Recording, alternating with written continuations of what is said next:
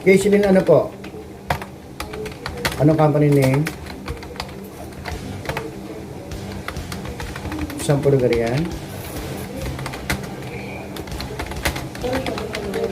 Okay, ano po yung mapagaling ko, ma'am? Maraming salamat.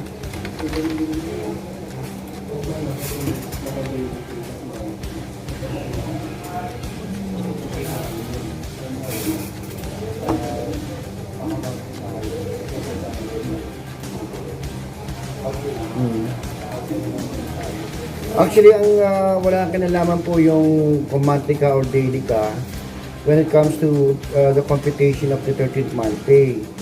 Kasi nakalagay na naman doon all days rendered services for the whole year, and then that would be divided by 12 months. So wala kang kinalaman kung monthly or daily. So, lahat na ng pinasok ninyo, kung ano lang ang pinasok nyo, total lang yan, tapos divide sa 12.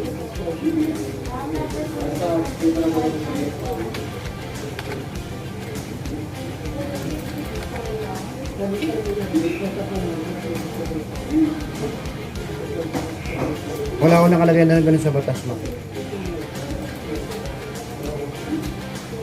Sana. Are we still talking about the 13th month pay? Ano yung nakalagay yung ano yung nabasa nyo doon sa 13th month pay? Aha.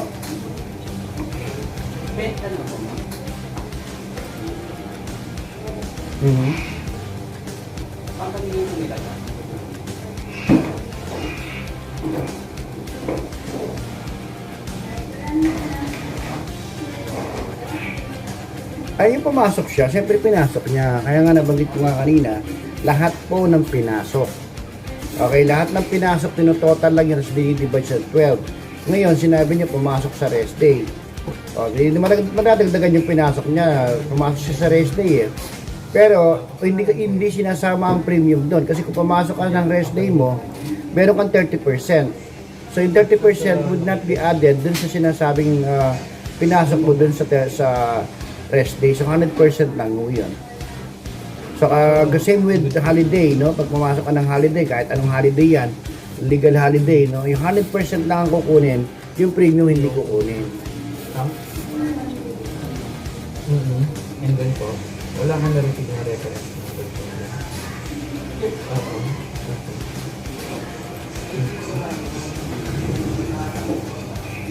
Discipline. Wala kang narinig.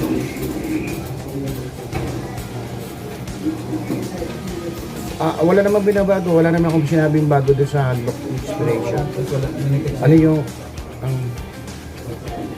reference number para mag-link. Dapat So ano ba gusto niyo malaman? Ano ba gusto niyo tinatanong niyo doon?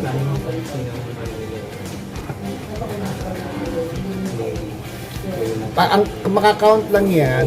Okay, maka-count lang mo yan pag pinasok ko ninyo. Ayan, pag napinasok nyo, maka-count ko yun. Lahat doon ang pinasok ninyo, maka-count. Pero kung yung rest day nyo, hindi yung pinasok, hindi maka-count. Okay? Sino man nakausap nyo doon? Siguro mo, tawagan lang ito sa inquiry. Chat lang, chat. So, ano nyo, screenshot nyo yan kasi napaka-importante. Napaka-importante yan. Ano ba sinabi niya? Kasama ang rest day kahit hindi ka pumasok? Sige, siguraduhin natin yan. Yung number ko na tawagan ito. Apa. Ang hindi ako ito. Apo, ay ito yung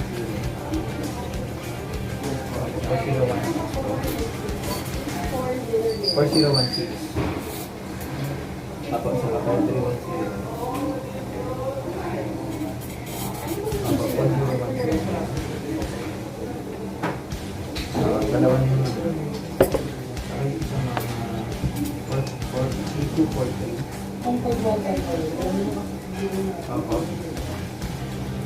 37. Nakainda.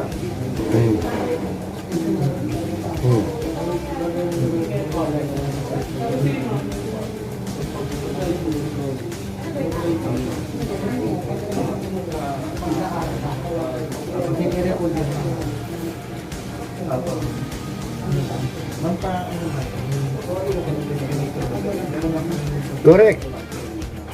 That's correct. That's not include. Oh, yung sinabi niya dyan, okay naman, huwag niyo na tuloy. Mahirapan lang kayo. Huwag niyo na tuloy yun. Malinaw naman sinabi niya dyan eh. Kasama, di ba, all services rendered. So, pag sinabing all services rendered, yung pinasok niyo yung rest day ninyo, but not, no, the other allowances. So, ayun, nakaano dyan. Pati yung premium, hindi kasama. Oh, walang pagkakaiba doon sa sinagot ko, ma'am. Ano ba pagkakaiba niyo sa sagot na yan?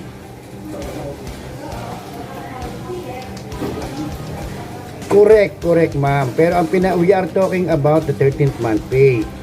Tingnan niyo, basahin niyo yung ruling ng 13th month pay. All days paid rendered services, no, for the whole year divided by 12.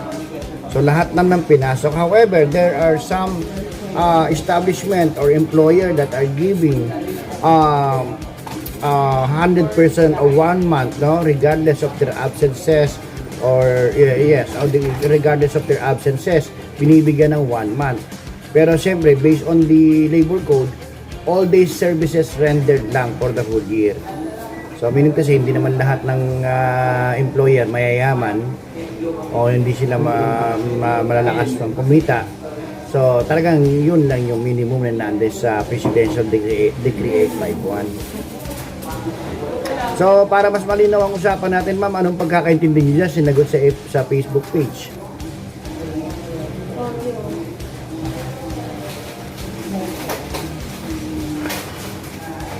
Pinaliwanag niya, di ba? So, ibig sabihin, ma'am, hindi lang masyadong in-elaborate nung kausap nyo na hindi kasama yung premium. Yun lang yun, napakasimple lang po. Hindi na niya in-elaborate, hindi niya masyadong pinaliwanag. Pero napakasimple, only the 100% of your services rendered for your rest day, no? Yun lang po yung i-include do sa 13th month pay.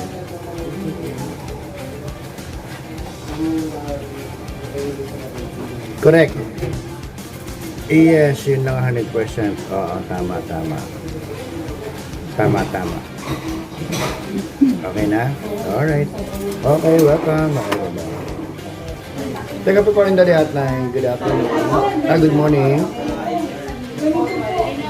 Yes, ma'am. Good morning.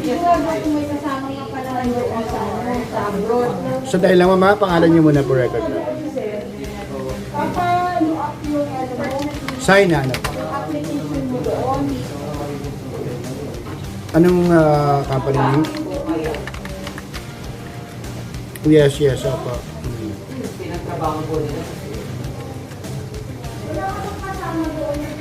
Saan po lugar yan? Okay, ano po yung concern?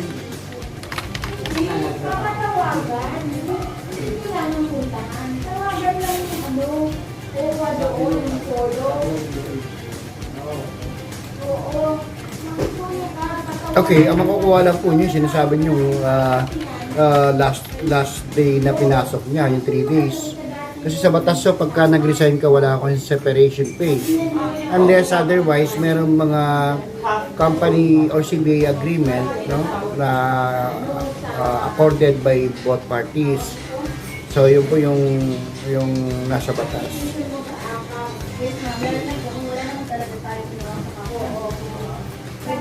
Yung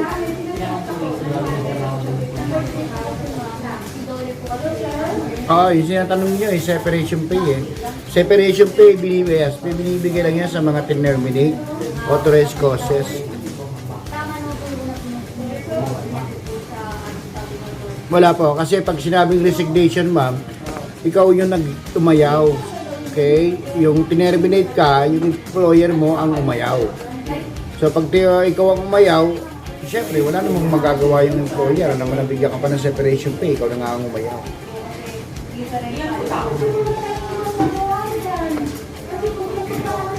Regardless of the reason, ma'am, basta nagkano kasi the mere fact you resign, that is voluntarily act. So kahit ano pa ka, nag-visit ka pa o ano pa, bakit ka nag-visit, nag-resign ka, Wala akong ano doon. Basta nag-resign ka, opo. Yes. Kasi kung may mga negative naman na nangyayari doon sa establishment, may mga way para i-file na complaint. Hindi naman yun katwiran na para mag-resign. Okay, ma'am? O welcome. Okay, sige. Thank you for calling the hotline. Good morning. Good morning. Yes, ma'am. Pangalan niyo muna for record lang, please. Ito yung mga number nila, sir. Sige. Patulong ka kasi may ano sila. Ano company name, please? Company name, ma'am. Ito, sir, bigyan kita ng 3 numero. Ang company name po ninyo? Ikaw na bahala ko. Bigyan ng Sa anong lugar po yan? sigurado naman yung makontak mo eh. Okay, ano po yung concern? Tungkol sa akapatipin ko yun. Mag-settle po muna tayo Ito, doon. ready ka na, sir? Yes po, through online naman po tayo. Sila ay entitled to separation. And they can even go up when may entitled to sila sa kalahating buwan. Mm-hmm. Multiply po sa kanilang years na So, lahat na po tayo. Hello? Sir, ano pong ngayon natin? Ready mo. Ready ka na? Pakailangan mo na. Unang number, sir. 8 Ilang taon ba kayo, ma'am? Ilang taon ba kayo ngayon? 57. Okay, so ano ba ang gusto niyong malaman? Hindi pala yung 668, 8568 pala. So, kasi ito, papaliwanag ko lang, ma'am, ano, kasi yung kanina, yung sinasabi nyo, nagpa-opera kayo, ganun po ba? So, hindi kayo nakakapasok. Ang pangalawa, So, meron tayong batas, ma'am, na pagka ikaw ay hindi ka makakapasok, no? Non-curable yung disease within 6 months. No? Kailangan mo na mag-demand for separation pay. Okay? Ibig sabihin, not capable to work na hindi ka na pwede, yun. Pero, ba't not retirement? Kasi kung retirement, ma'am, sabi mo, 57 ka pa lang, so may 3 years ka pa. Ito kasi may mga early retirement, nagbibigay ito, under company policy ito. It is not stipulated sa labor code. Pag sinabing early retirement, merong polisiya, yung inyong employer na nagbibigay ng retirement benefit kahit na hindi pa kayo humahantong sa 60 years old. So, wala na, talo na tayo doon, di po ba? Ang magagawa nyo na lang, kasi nga, due to illness, no, meron tayong authorized causes like retrenchment, redundancy, or due to illness. Ngayon, papasok po yung case po ninyo sa illness. Kasi nakalagay doon, if the employee cannot be reinstated within 6 months due to illness, the employee is entitled for the separation. Non-curable na eh. Hindi ka na na-reinstate. Sinabi mo, since lockdown period pa. Kasi 1 year na ngayon. 6 months ka na yung nakalagay na. Kaya, yan nga, sinasabi ko nga. So, ganito gagawin nyo, ma'am. Pupunta muna kayo dun sa HR ninyo. Sabihin nyo, tumawag po kayo rito. You can book my name. No? Na si Jimmy Tabayag. Nakalagay kasi doon, ma'am. Tabayag po, Tabayag. Tango, Alpha, Bravo, Alpha, Yankee, Alpha, Go, Tabayag. Yes. Okay. Tapos sabihin mo, nakausap mo nga, at sinabi nga, you are entitled for the separation pay already. Masyado nang overdue. 6 months na yung nakalagay doon. Non-curable na. Hindi ka na makapagtrabaho. Ano ba trabaho nyo ho dyan? So, gumagamit ng kamay, di ba? Hindi mo magamit na yung kamay. Ay, justify nyo na hindi na magagamit ang kamay, mama. Pero kahit na, kasi 1 year na yan. Sobra-sobra na. Okay? Yung paghihirap mo ng 1 taon, sobra-sobra na yan. Kaya kailangan, i-justify mo na lang, ha? Para at least, maklaim mo. Ilang taon ka na ba sa servisyo? Naku, tinan mo, sayang. 18 years na. So, para mabigyan ka ng idea, magkano sinisweldo mo isang buwan? hindi pa. Bigyan kita ng iba, ma'am. So, 11? Bakit 11? Ang babaho yun. Region 4A is 400. Kaya, try natin. Baka mamaya nga, mali ako ha. Dahil 400. 11,000, di ba sabi? Ano ba pasok mo dyan? Ano? Kailan pa? Ay, 11,500. Ano pasok mo dyan sa isang kinsenas? Sige ma'am, go. Gold ka na papel. Ano? 8834. Niya tanong ko ilan ang pasok nyo sa isang buwan, ilang araw? Ibig sabihin, may naman pumapasok kayo pati rest day? 17. Ilang nga pasok nyo? Monday to Friday, Monday to Saturday.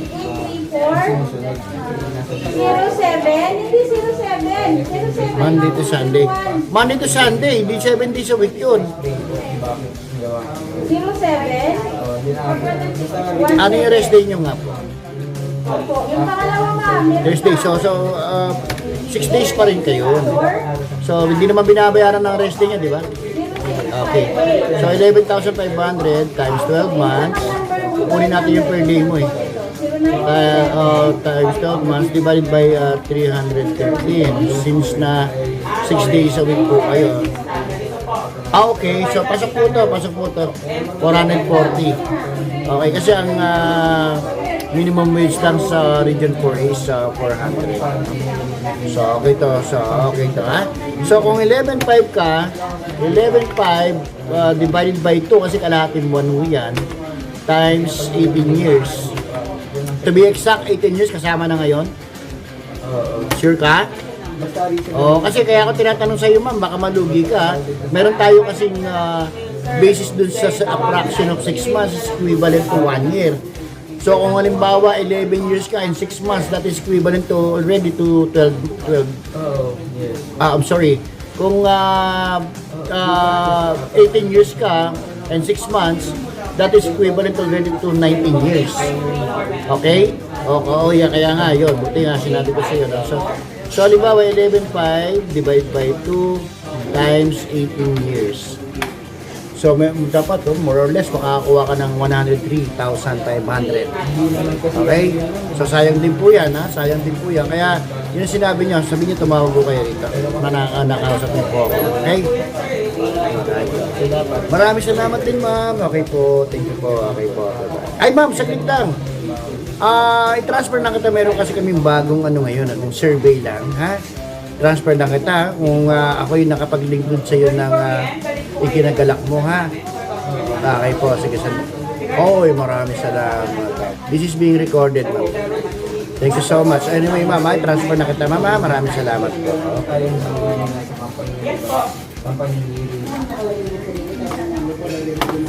Thank you for calling the lahat na. Good morning. Good morning. Yes, sir. Maraming salamat. Ano pa pangalan po nila? For record lang, please. Ricky Arpia. Ano company name, sir? Company name?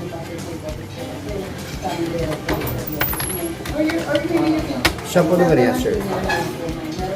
Okay, ano po yung mapag-iligod ko, sir?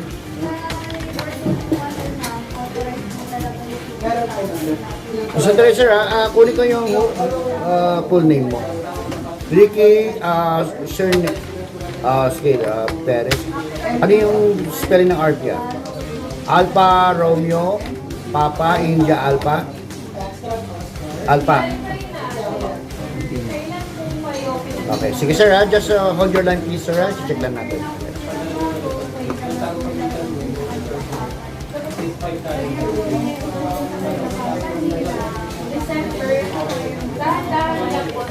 December 20.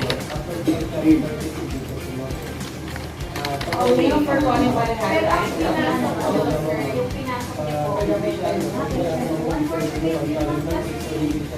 po, Ha?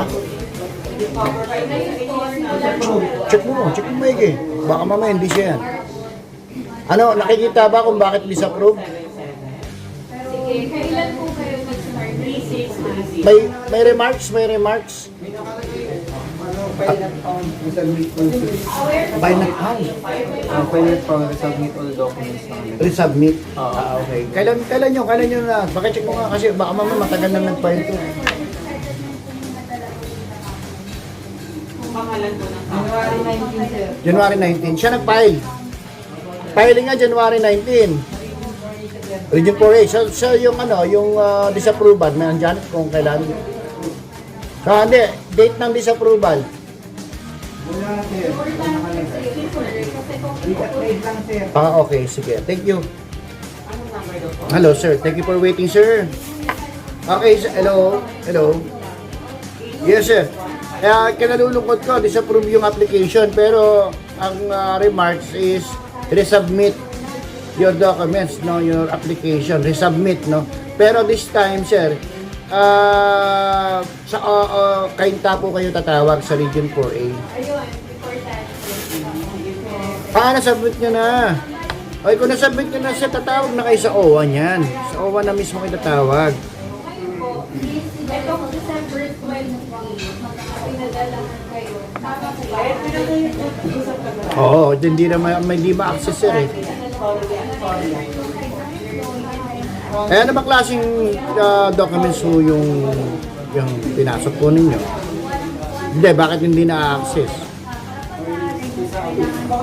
Baka yun sa ano lang sir, no? Minsan kasi pag may virus sa computer, ganyan talaga eh. Kahit na okay naman yung document, hindi niya binabasa. Resubmit. Basta importante na resubmit, sir, no? Okay, sige, sir. Okay. Kailan kayo nag-submit? 3 days ago. Okay. Tawag ko kayo sa OWA, sir, no? Ibilis yung hotline. So, 8551-6641. Sige po. Sige po.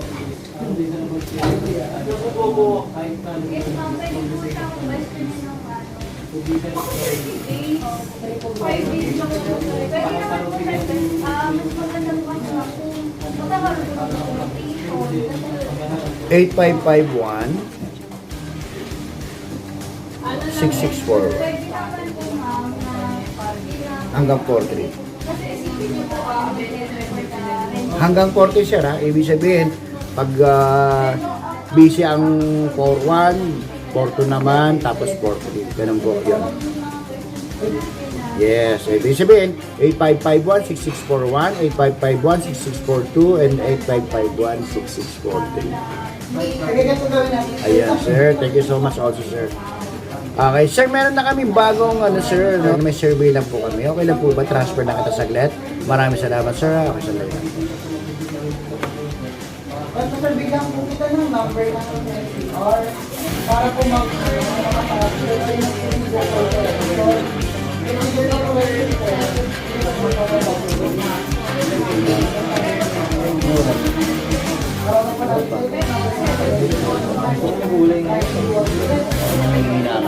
Ay,